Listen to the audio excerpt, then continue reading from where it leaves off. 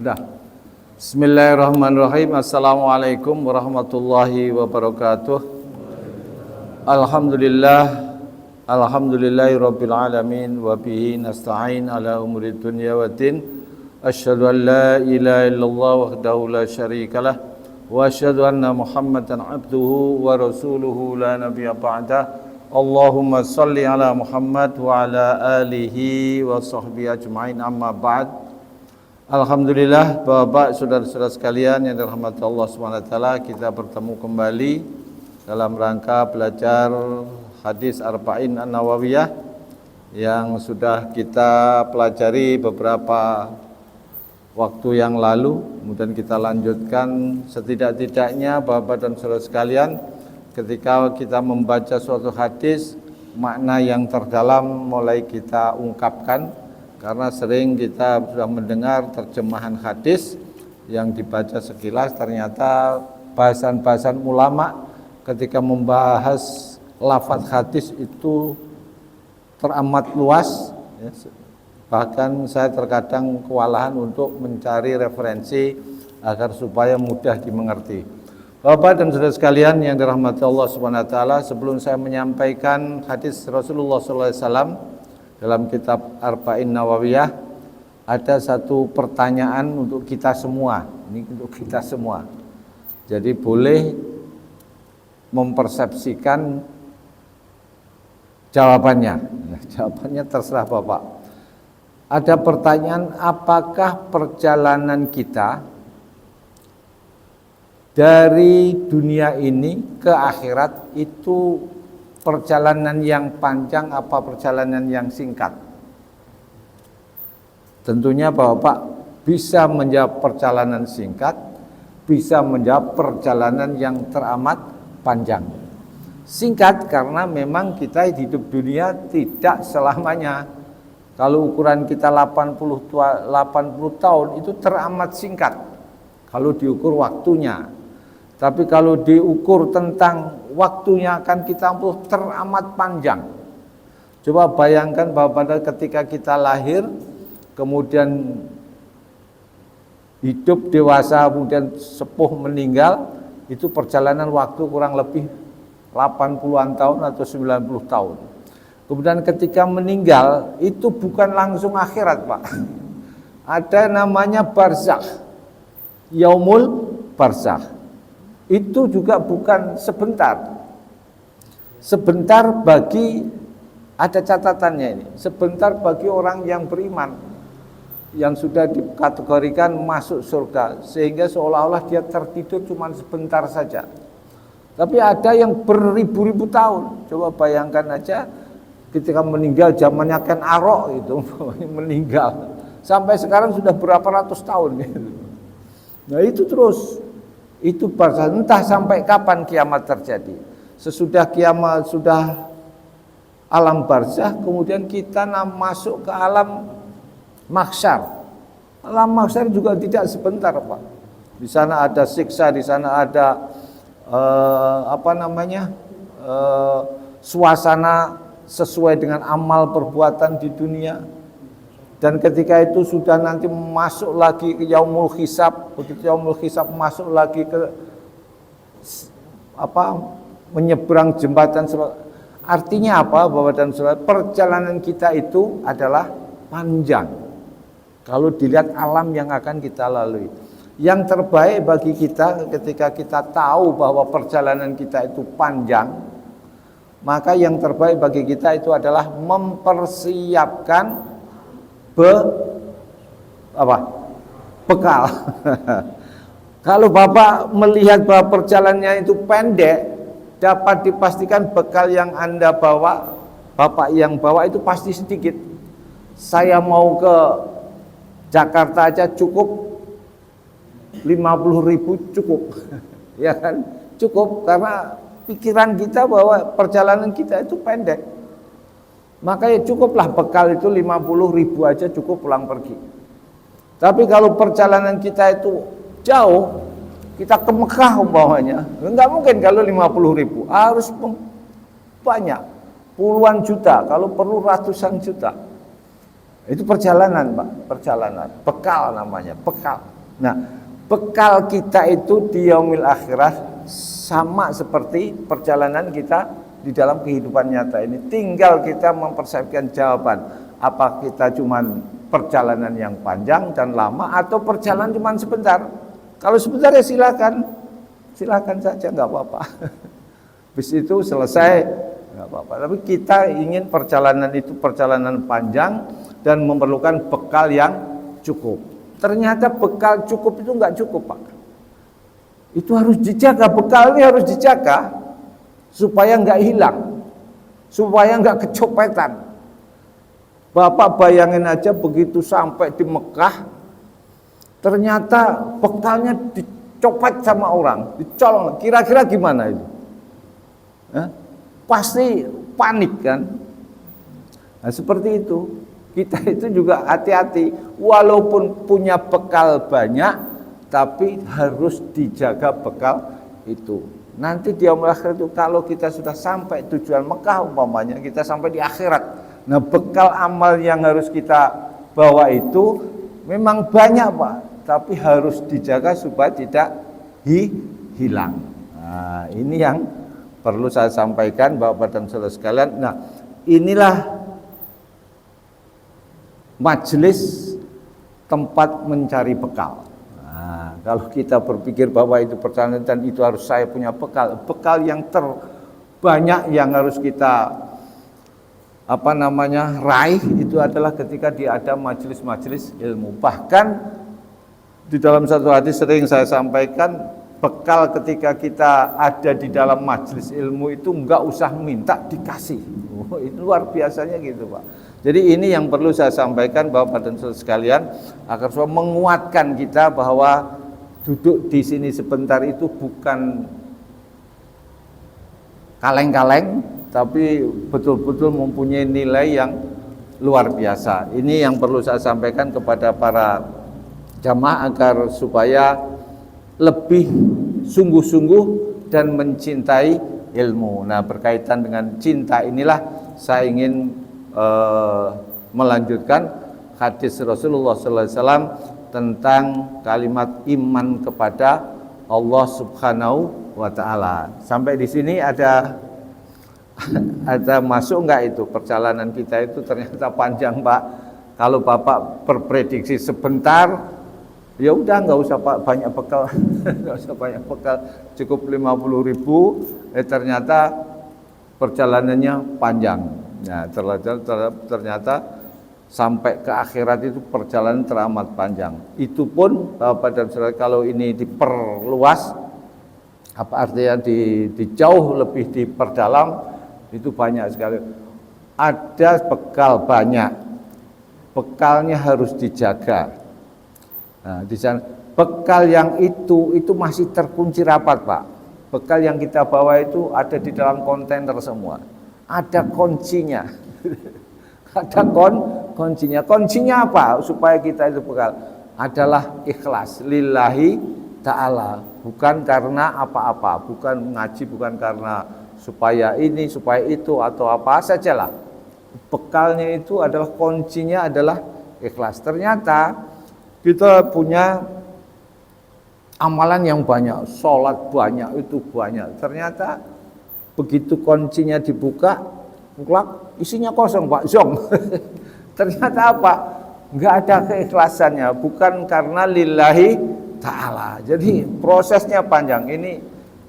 Ini pengajian orang-orang sepuh, Pak. Kalau orang-orang sepuh pengajiannya harus begini.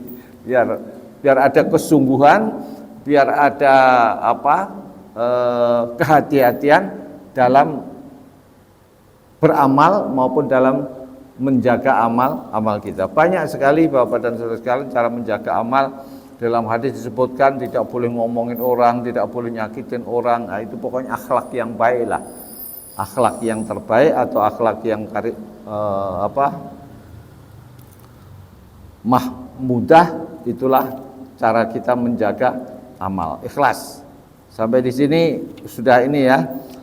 Baik Bapak dan Saudara sekalian yang dirahmati Allah Subhanahu wa taala, kemarin kalau kita gambarkan, saya mau saya pengen gambarkan apa langsung menginjak hadisnya aja? Jadi bekal-bekal yang tadi saya sampaikan udah pasti perjalanannya Bapak dan Saudara sekalian. Jadi kalau bisa disampaikan perjalanan ini, perjalanan kita itu perjalanan panjang dan jauh. Dunia akhirat. Di dunia akhirat. Ini perlu bekal. Bekal ini kita bawa sampai sini. Ini harus dijaga, dijaga. Kunci jaga adalah ikhlas. Lillahi ta'ala. Kalau bahasa kita lillahi ta'ala lah. Ini lillahi ta'ala. Nah ini perjalanan kita Bapak dan Saudara sekalian. Terserah bapak-bapak ini. Kalau berpikir bahwa ini singkat, ya udahlah, bekalnya teng-teng gampleng sajalah. Terserah. Bapak dan Saudara sekalian, ini adalah perjalanan hidup. Kemudian Bapak dan Saudara sekalian yang rahmat Allah Subhanahu wa taala, seperti yang kemarin bahasan kita tentang iman kepada Allah.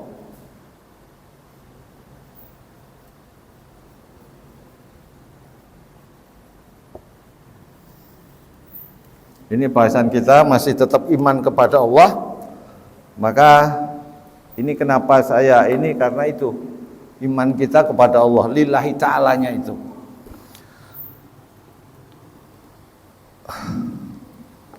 Kalau lebih jauh saya gambarkan Bapak dan Saudara sekalian, ada digambarkan, ini sangat menarik ini karena ini saya baca di dalam kitabnya Imam Ghazali. Ini perlu saya sampaikan agar supaya kesungguhan kita dalam mencari bekal itu, bagaimana caranya, bagaimana itu diibaratkan ada 3 orang, Pak. Ada tiga orang. 3 orang ini disuruh masuk gua. Di gua itu ada bekal yang teramat banyak. Oh, di situ ada emas, ada intan, ada pokoknya banyak di sana. Tinggal kamu ambil saja. Ada 3 orang. Orang pertama maju. Begitu masuk gua, mana gua gelap, cuman isinya batu koral semua ini. Bohong itu orang. Begitu dia duduk sebentar, nyari-nyari nggak ada. Pulanglah dia, balik. Dah nggak nyampe. Kemudian orang kedua juga demikian, datang. Oh, sepertinya orang yang ngasih tahu bahwa di gua ini ada emas, bekal yang banyak, sepertinya iya ini kelihatannya ada kelip-kelip. Ya udah, ngambil seadanya, segenggam saja, masukin saku. Orang ketiga, ini Imam Ghazali menggambarkan demikian. Orang ketiga ini nggak tanggung-tanggung, dia bawa bawa karung, bawa karung. Begitu dikasih informasi bahwa bawa karung, Pak, dia langsung masuk ke dalam gua. Begitu di dalam gua dia mengambil sebanyak-banyaknya, bawa pulang. Begitu pulang sampai di tujuan, dibukalah semua itu. Orang yang pertama karena nggak bawa apa-apa, ya sudah nggak dapat apa-apa. Yang kedua dia menyesal, Pak. Betul, begitu dibuka isinya intan, berlian, semua. Tapi sayang saya cuman sedikit. Sayang saya cuman ngambil sedikit. Dia menyesal, kenapa saya dulu nggak ngambil banyak, sebanyak-banyaknya. Tahu begini saya ngambil sebanyak.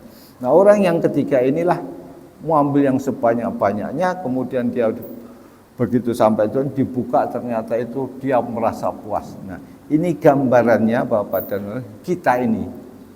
Kita ini kalau yang orang pertama tadi adalah orang yang nggak beriman, orang yang nggak beriman, nggak percaya informasi ini.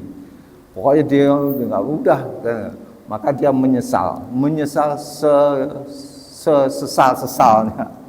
Kemudian yang orang kedua, ya model-model kita itu.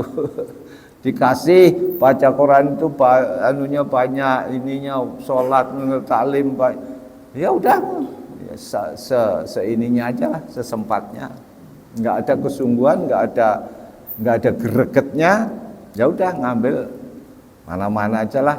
Nanti kalau ada waktu, kalau nggak ada ya sudah pulang. Terus yang terakhir tadi yakin betul, ambil Pak sebanyak. Ternyata itulah. Nah, itu yang digambarkan orang-orang oleh Imam Ghazali, ternyata mudah kita pahami ketika kita memproses itu.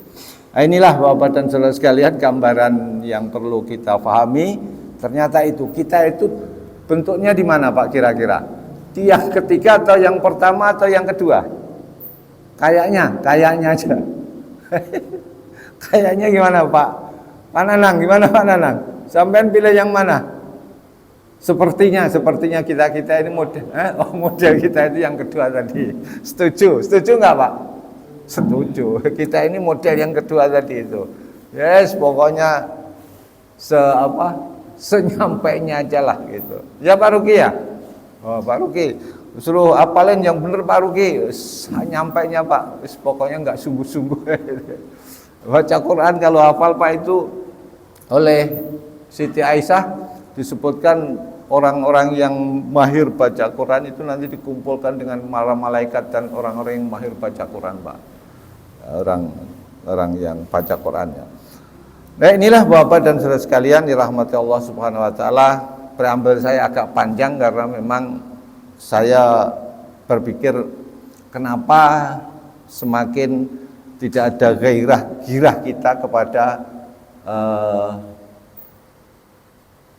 bekal akhirat.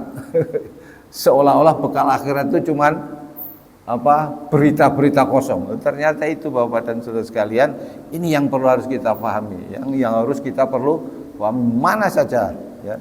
Di mana saja, kapan saja, selama masih ada, kejar itu. Waktu kita tinggal dikit Pak. Waktu kita tinggal dikit. Udahlah, nggak usah mandang si A, si B, si C. Pokoknya ada kesempatan, kejar dan kejar. Yang belum bisa, usaha yang sungguh-sungguh. Nah ini yang perlu saya sampaikan Bapak dan Saudara sekalian. Karena ini apa? Karena inilah yang namanya ketaatan. Apa Pak? Ketaatan, iman kepada Allah. Kemarin sudah saya sampaikan kenapa Allah itu harus kita sembah itu, karena Allah itu adalah tempat yang maha agung, segalanya As-Somad namanya. Kemudian ketika kita beribadah kepadanya, kenapa harus kita beribadah? Karena hanya kepada Allah kita mengharap. Pengharapan kita itu hanya kepada Allah. Dan juga ada rasa takut kalau ibadah kita itu tidak diterima oleh Allah. Itu namanya keagungan Allah. Karena keagungannya maka disitulah ada roja, ada khauf. Dan kemudian yang kemarin yang tersisa adalah cinta dan tunduk, cinta dan taat. Jadi kenapa Allah itu disembah? Ya kemarin sudah saya sampaikan, yang satu harus ketika menyembah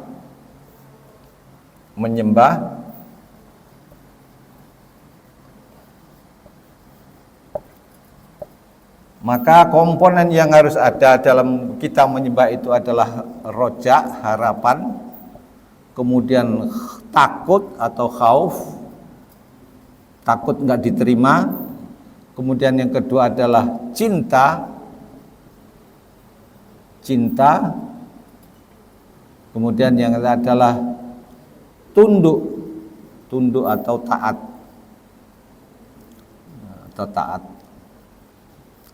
Kemarin yang kedua ini kita sudah bahas. Sekarang kita bahas cinta dan ketundukan. Nah, ini bahasanya masih iman kepada Allah. Jadi iman ini Bapak dan seluruh yang rukun iman itu semuanya ada di dalam hati.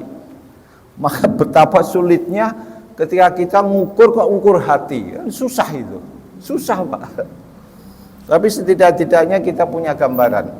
ketika seorang itu, karena iman itu adanya di dalam hati, Pak. Iman kepada Allah itu adanya di dalam hati. Percaya itu. Nah, kita diukur. Ukurannya yaitu dengan merefleksikan dalam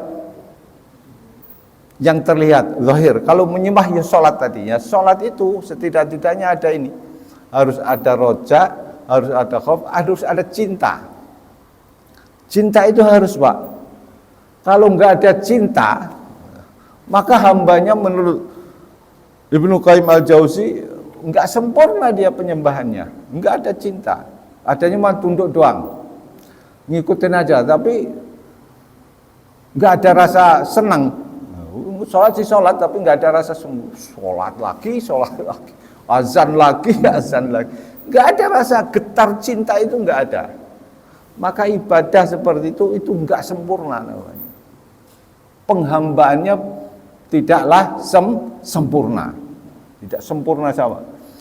Demikian juga kalau cuma tunduk, ngikut, kalau cinta doang tapi nggak tunduk, itu kurang ajar itu namanya. Bisa digambarkan sampean cinta sama pacar atau cinta sama istri, tapi istri minta dibeliin beras 2 untuk dimakan, sampean nggak beliin, nggak dikasih uang.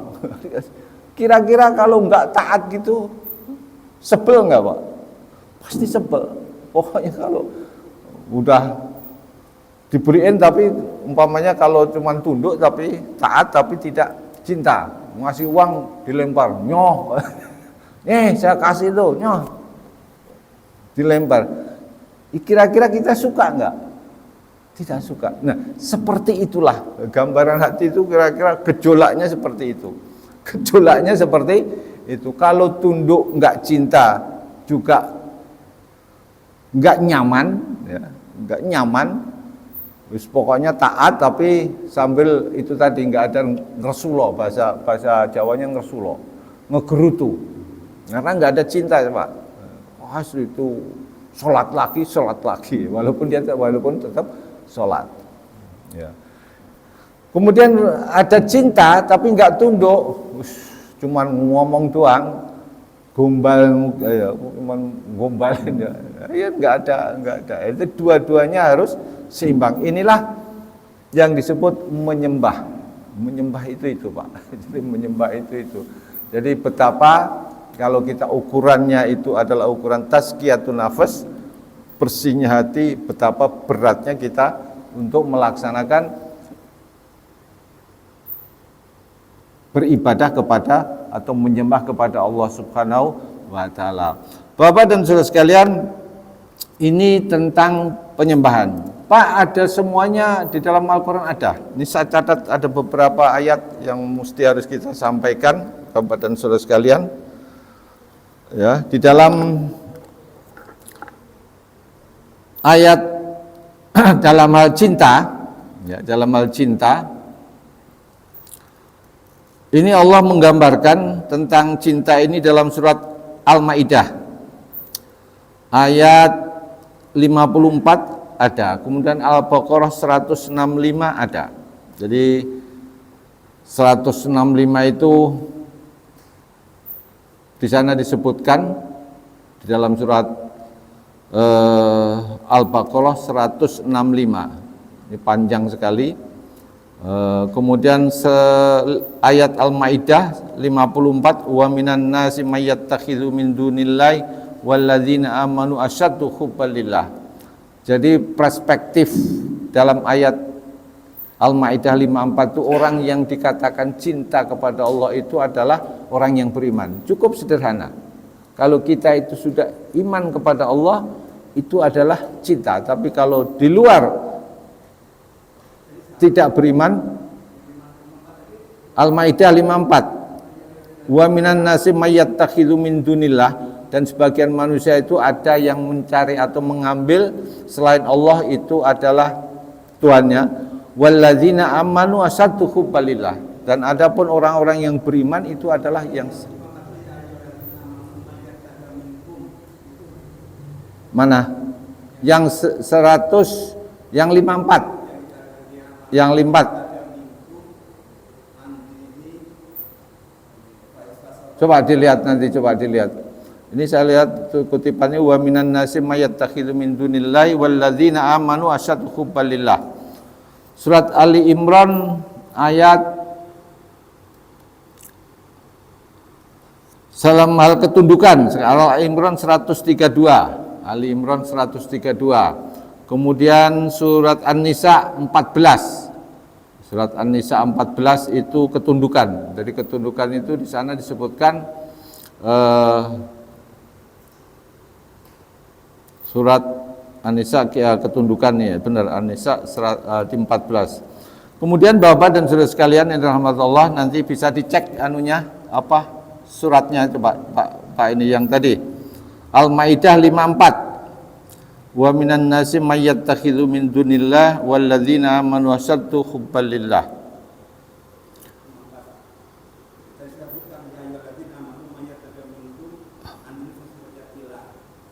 Terus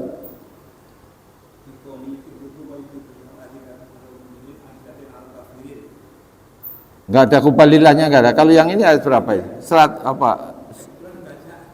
Hah? Iya. Ini ayat berapa ini? 100.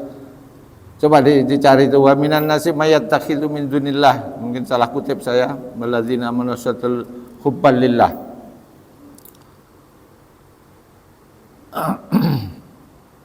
Al-Baqarah 165 coba Pak. Coba saya naruhnya ini kali. Al-Baqarah 165 coba. Wa minan nasi may yattakhidhu min dunillah. Benar. 165.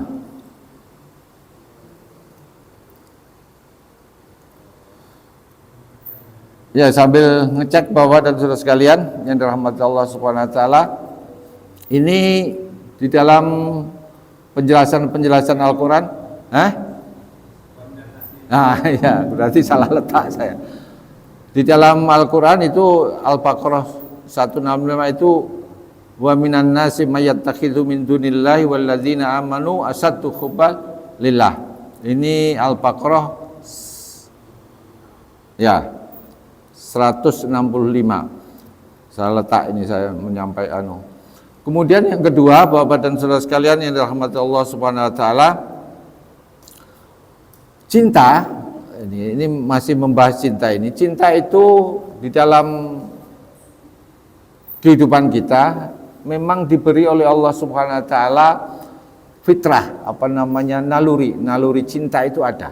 Seperti takut yang kemarin ditanyakan Pak ada takut, kemudian cinta, itu salah satu komponen yang dikasihkan oleh Allah namanya fitrah. Asli ada cinta itu. Maka suatu saat Bapak dan Saudara sekalian, Husain, dalam suatu riwayat disebutkan Husain putra dari Ali bin Abi Thalib bertanya kepada Ali bin Abi Thalib, Bapak cinta enggak sama ibu, katanya, namanya Fatimah. Oh, cinta banget. Saya cinta pada ibu kamu. Kemudian cinta juga enggak sama bapaknya ibu, yaitu Rasulullah. Oh, sangat cinta banget. Terus cinta enggak sama saya?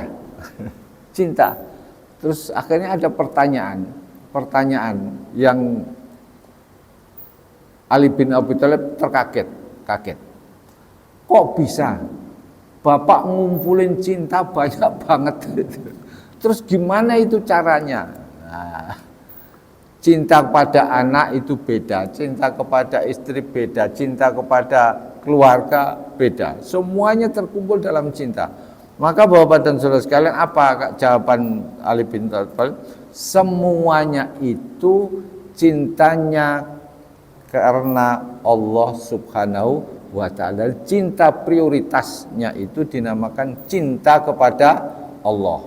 Kemudian cinta-cinta yang tadi disebutkan oleh anaknya Husain itu adalah cinta pemberian dari Allah Subhanahu wa ta'ala tadi untuk sesamanya, ya, untuk kita. Itu adalah cinta dunia, cinta yang kita ini. Ada di dalam surat Al-Maidah ya, itu Pak ya. dalam surah Al-Maidah di sana disebutkan zuyyina lin-nasi hubbus syahawati minan nisa'i wa Ali Imran. Surat Ali Imran itu 41 atau 31 itu? Surat Ali Imran ayat berapa itu? Al 41 ya kalau enggak, apa 14? 14. Ali Imran 14 itu di sana sebenarnya zuyyina lin-nasi hubbus syahawati minan nisa'i wal banina wal qanatir muqattarat dan seterusnya. Itulah cinta yang menjadi hiasan kita. Jadi hiasan kita. Cinta yang terbaik itu adalah cintanya kita kepada Allah Subhanahu wa taala. Maka Bapak dan Saudara dalam hadis disebutkan tidaklah seseorang itu bisa merasakan manisnya iman kecuali ketika itu ada 3 hal. 1, cinta Allah dan Rasulnya melebihi dari segalanya.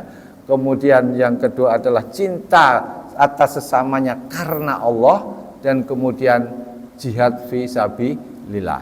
Ini uraian hadisnya. Tapi karena ini bukan uraian tentang hadis tapi tentang menyembah Allah, tapi ini agak berat Pak. Jadi karena hubungannya korelasinya emosional, ada di dalam hati. Karena iman itu adanya di dalam hati, maka kaitannya itu pasti yang semodel itu, cinta, tunduk, marah dan lain sebagainya.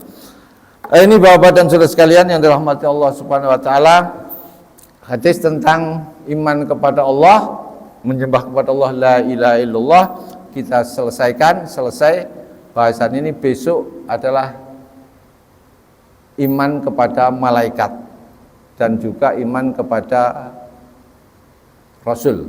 Jadi ada 2 bahasan insya Allah besok. Jadi tidak panjang karena iman kepada malaikat dan kemudian kepada Rasul. Ini insya Allah besok. Jadi sekali lagi saya sampaikan, seluruh pembahasan keimanan itu adalah fokusnya adalah keyakinan, kepercayaan adanya di dalam hati. Maka proses seperti ini tadi la ilaha illallah, Allah itu adalah maujud, maka itu harus ada di dalam hati. Allah itu adalah tempat menyembah, tempat ini sesembahannya modelnya ya sama seperti itu.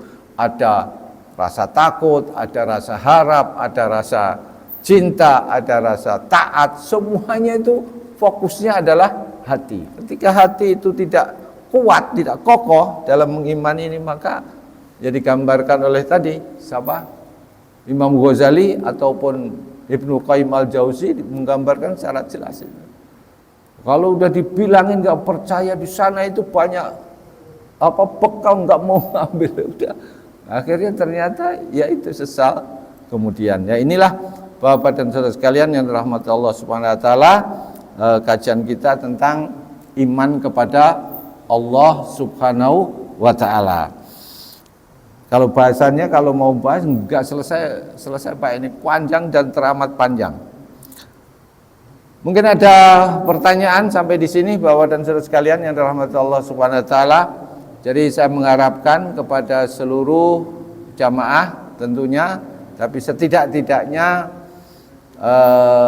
yang hadir pada hari ini, mari kita membros pikiran kita, mencuci pikiran kita. Kita itu sudah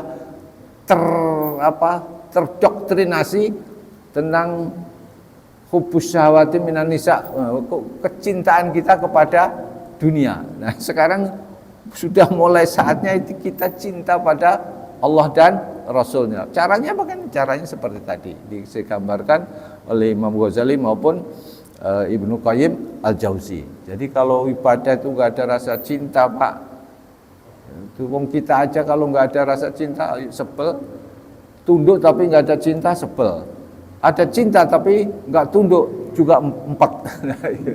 Sama seperti itu.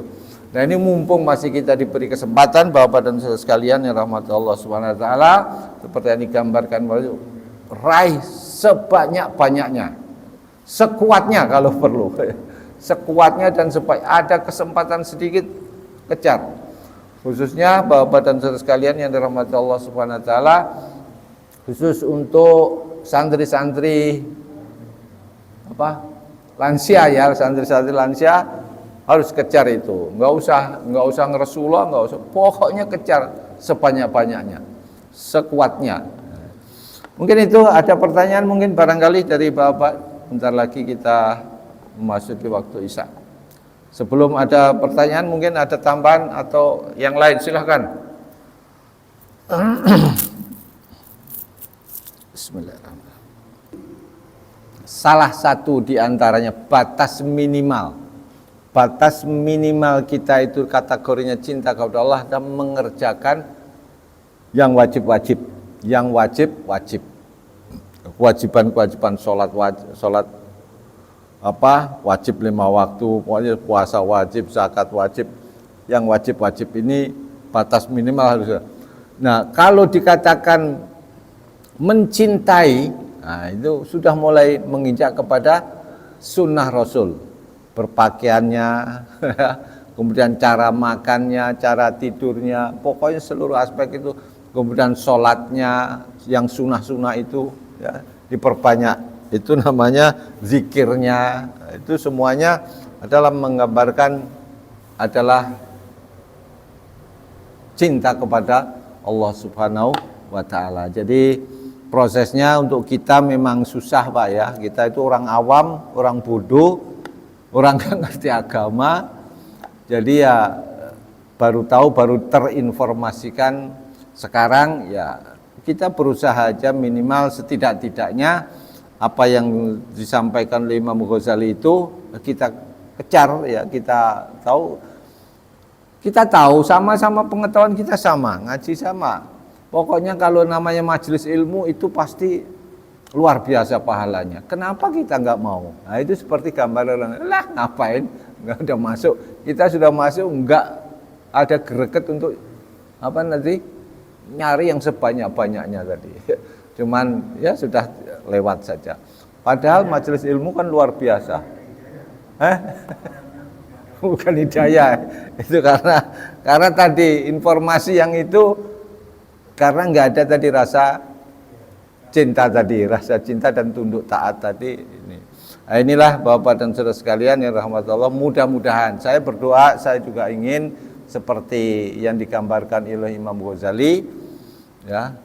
Imam Ghazali ada kesempatan sebanyak-banyaknya, mumpung kita enggak nanti, karena nanti di akhirat itu enggak ada Pak, cari bekal di akhirat itu enggak ada, cari bekal itu di akhirat enggak ada. Jadi di akhirat itu adalah tempat perhitungan, bukan tempat kalau istilahnya yang populer itu dunia tempat beramal, akhirat tempat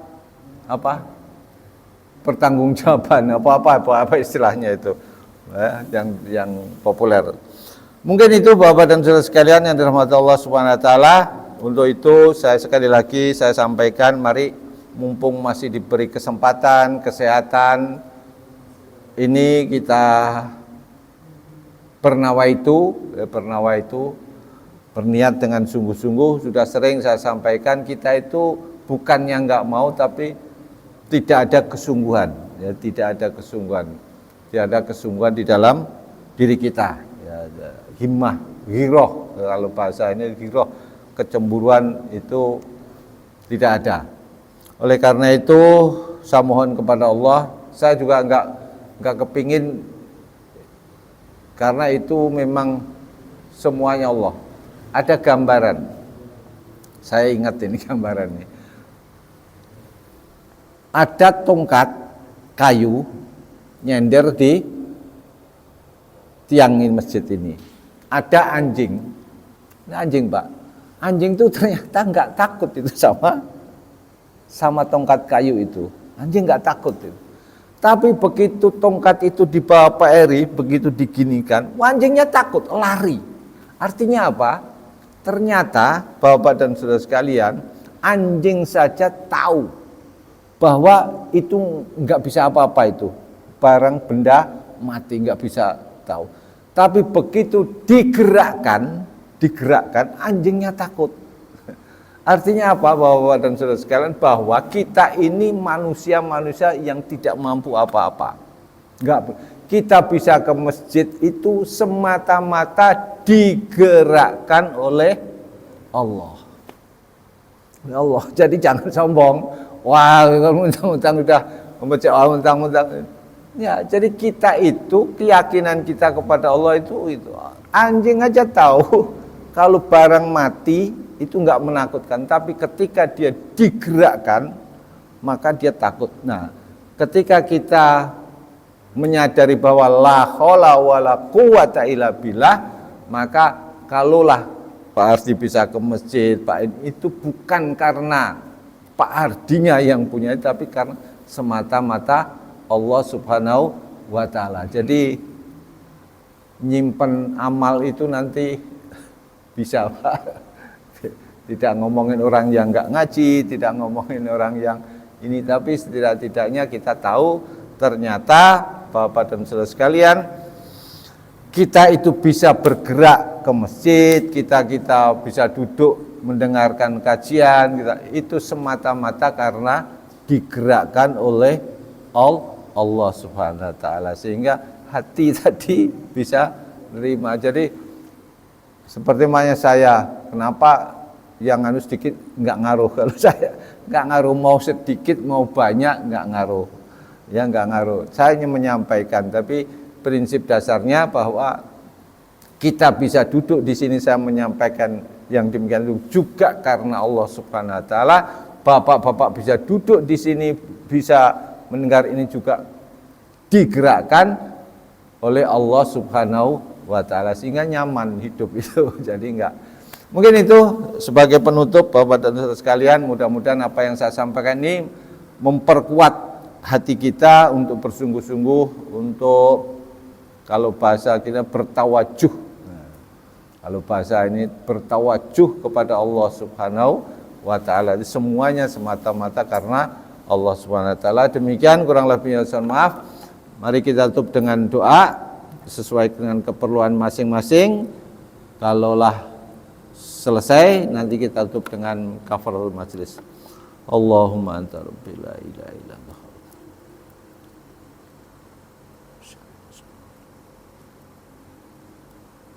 Allahumma